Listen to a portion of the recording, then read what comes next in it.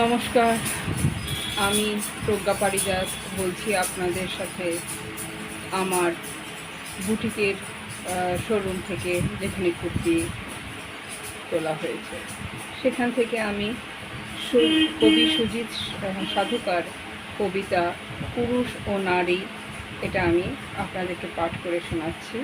উনি 21/6/25 রাত্রিবেলা 12টা 8-এ লিখেছেন কলকাতা থেকে। তোমাকে দেখার পর চিন্তাসূত্র এলোমেলো, নিউটনের তৃতীয় সূত্র, প্রত্যেক ক্রিয়ারই একটি বিপরীত প্রতিক্রিয়া আছে। আমি পুরুষ, নারীর প্রতি তো টান থাকবেই। আমি কোনো মহাপুরুষ নয়, চোখ বন্ধ করে তোমাকে অনুভব করব না, তোমার ঠোঁটে ঠোঁট রাখব না, আমার সাথে ভালোবাসার কথা, তোমার সাথে ভালোবাসার কথা বলবো না।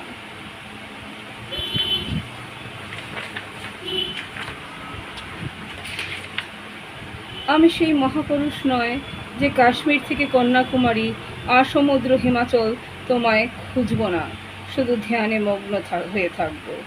সত্যি আমি সেই মহাপুরুষ হতে পারিনি। আমি সাধারণ পুরুষ, তোমার মতো নারীর প্রতি আমার তো টান থাকবেই।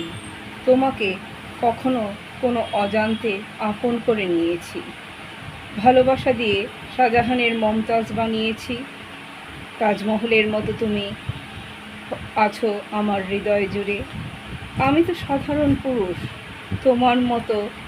তোমার প্রতি তো আমার টান থাকবেই। আমি মহাপুরুষ হতে পারিনি, সাধারণ পুরুষ হয়ে থেকে গেছি। খুব সুন্দর কবিতা কবি সুজিত সাধুকা লিখেছেন। এভাবেই আপনি লিখতে থাকুন কবিতা, আমাদেরকে উপহার দিতে থাকুন কবিতা।